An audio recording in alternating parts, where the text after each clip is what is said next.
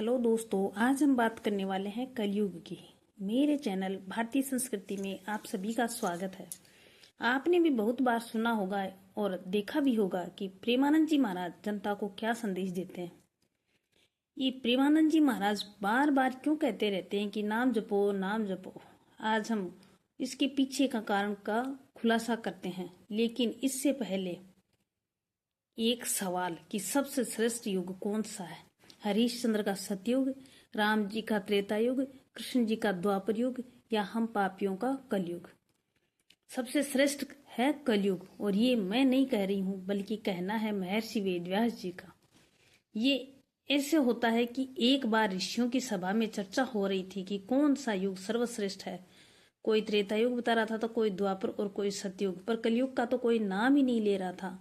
जब ठीक से निर्णय नहीं हो पाया तब ऋषियों ने तय किया कि इसका फैसला महर्षि वेदव्यास जी करेंगे, तो उनके पास चला जाए।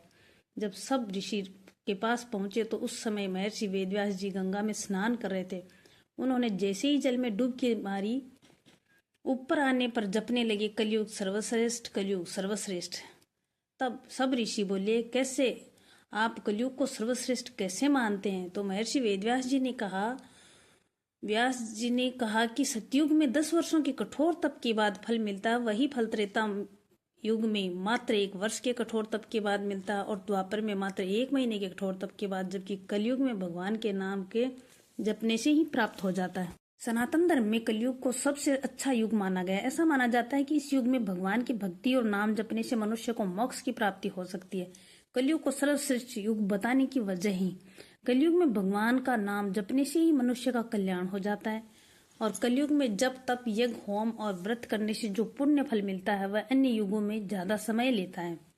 कलयुग में मनुष्य को अपने कर्मों का तुरंत फल मिलता है, जिससे वह अपने कर्मों को सुधार सकता है। और कलयुग में भगवान कल्कि का अवतार होगा, जो पापियों का संहार करके फिर से सतयुग की स्थापना करेंगे। हालांकि कुछ लोगों का मानना है कि कलयुग में धर्म, ज्ञान और समृद्धि में गिरावट आई है, लेकिन विष्णु पुराण में कलयुग को बताया गया है कि सबसे अच्छा युग आखिर क्यों है। कौन सी बातें हैं जो कलयुग को सर्वश्रेष्ठ बनाती हैं। शास्त्रों के अनुसार कलयुग वह युग होगा जिसमें पाप अपने चरम पर होगा, मनुष्य की आयु सबसे कम होगी, और इस युग में शायद ही कोई होगा जो भगवान का नाम लेगा। लेकिन अगर विष्णु पुराण की बात करें तो इस पुराण में कलयुग को सबसे अच्छा युग बताया गया। आखिर पापियों से भरे इस युग को सबसे अच्छा युग क्यों कहा गया? तो चलिए जानते हैं क्यों। मान्यता है कि कलयुग में धर्म का केवल चौथाई हिस्सा बचेगा और फिर भी कलयुग सर्वश्रेष्ठ होगा। कैसे और क्या है कलयुग का महत्व, और कलयुग सर्वश्रेष्ठ युग क्यों है? जो पुण्य फल सतयुग में 10 वर्षों में मिलता है, वही पुण्य फल त्रेता युग में 1 वर्ष में मिलता है। शास्त्रों में 4 युग का वर्णन मिलता है, जैसे सतयुग, त्रेता युग, द्वापर युग और कलयुग। अभी कलयुग चल रहा है और कलयुग को पापों का युग माना जाता है। इस युग में मानवता के आधारभूत मूल्यों का ह्रास होता है जा रहा है और अधर्म, अन्याय, असत्य, लोभ, क्रोध, अहंकार, मोह इत्यादि बढ़ते जा रहे हैं। मान्यता है कि कलयुग में धर्म का केवल चौथाई हिस्सा बचेगा।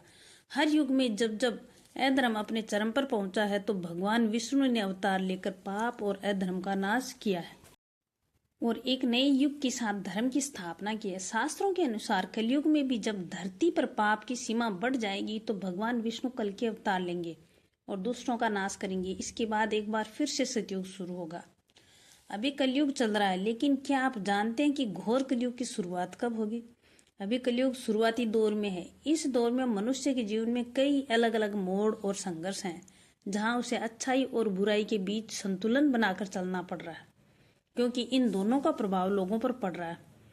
इस युग का महत्व इस बात में है कि ये हमें याद दिलाता है कि जीवन में संतुलन बहुत महत्वपूर्ण है। हमें अपने आचरण, विचार और कर्मों को संतुलित रखने की आवश्यकता है। इसके अलावा हमें अपने आत्मिक जीवन को निरंतर विकसित करने की आवश्यकता होती है, और यही कारण है कि लोग अध्यात्म को अपने जीवन में जगह दे रहे हैं, ताकि वो अपना असली स्वभाव, मानवता से जुड़े रह सके। कलयुग सर्वश्रेष्ठ युग क्यों है?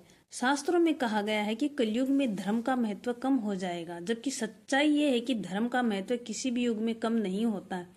धर्म एक व्यक्ति के जीवन के आधारभूत मूल्यों को निर्धारित करता है और उसे सही और गलत के बीच अंतर जानने में मदद करता है।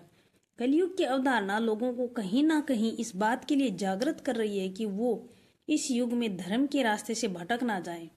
इसलिए वो समय समय पर कई माध्यमों से अपना आत्मविश्लेषण करते रहते हैं। हालांकि कलयुग में धार्मिक मूल्यों और आदर्शों की अवहेलना हो सकती है, लेकिन ये धर्म के महत्व को कम नहीं करती, बल्कि ये हमें याद दिलाता है कि हमें अपने धार्मिक मूल्यों और आदर्शों की ओर अधिक दृढ़ता से अपनाने की आवश्यकता है। एक तरह से देखो तो कलयुग में धर्म का महत्व बढ़ गया है, क्योंकि ये हमें अपने आचरण, विचार और कर्मों को संतुलित रखने में मदद करता है। विष्णु पुराण में कलयुग को सर्वश्रेष्ठ युग कहा गया है, क्योंकि माना गया है कि इस युग में पाप इस कदर अपना प्रभाव बढ़ा लेगा कि इस युग में केवल भगवान की भक्ति और नाम स्मरण से ही मनुष्य को मोक्ष प्राप्त करने का अवसर मिल जाता है। विष्णु पुराण के अनुसार कलयुग में जो व्यक्ति भगवान श्री हरि विष्णु के चरणों में मन लगाकर विष्णु पुराण की कथा को सुनता है, उसके समस्त पाप नष्ट हो जाते हैं और उसे मोक्ष की प्राप्ति होती है। विष्णु पुराण में वर्णित एक घटना के अनुसार वेद व्यास ने यह चर्चा के दौरान बताया था कि कलयुग काल सबसे श्रेष्ठ है, क्योंकि निस्वार्थ भाव से जप, तप, यज्ञ और होम और व्रत आदि करने पर जो पुण्य फल सतयुग में 10 वर्षों में मिलता है, वही पुण्य फल त्रेता युग में 1 वर्ष में मिलता है और द्वापर में 1 महीने में और कलयुग में मात्र 1 ही दिन में प्राप्त हो जाता है।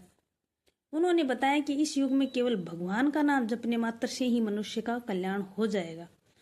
तो इस प्रकार कलयुग को सर्वश्रेष्ठ युग माना जाता है, क्योंकि इस युग में मनुष्य को अपने कर्मों के फल का तुरंत अनुभव होता है, जिससे वह अपने कर्मों को सुधार सकता है और आध्यात्मिक रूप से खुद को उन्नत कर सकता है। और इसीलिए प्रेमानंद जी महाराज बोलते हैं कि नाम जपो, नाम जपो, क्योंकि कलयुग में सिर्फ नाम जपने से ही आपको मोक्ष की प्राप्ति हो जाएगी। तो ये थी हमारी आज की जानकारी कलयुग के बारे में। आपको ये जानकारी कैसी लगी, प्लीज़ कमेंट करके बताएं। और मेरे द्वारा दी गई जानकारी आपको अगर पसंद आती है तो प्लीज़ मेरे चैनल को लाइक, शेयर एंड सब्सक्राइब करें। स्वस्थ रहो, मस्त रहो। जय हिंद दोस्तों।